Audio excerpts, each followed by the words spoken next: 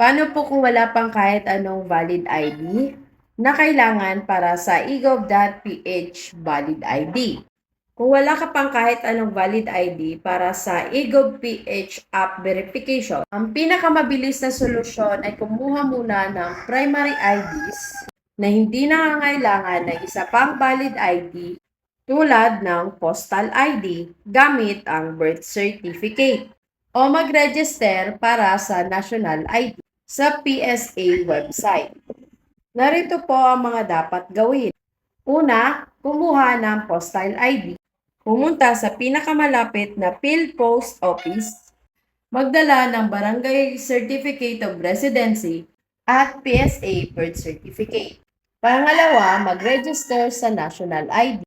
Mag-sign up sa PSA website para sa National ID na pwede rin gamitin sa eGov app kapag digital na. Pangatlo, Barangay ID/certificate. Minsan, tinatanggap ang Barangay Clearance ID bilang pansamantalang ID. Kung meron ka na isa sa mga ito, maaari mo nang ituloy ang verification sa egov.ph app. Kung nakatulong ang aking video nito, please subscribe, like, share, comment kung meron pa kayong katanungan.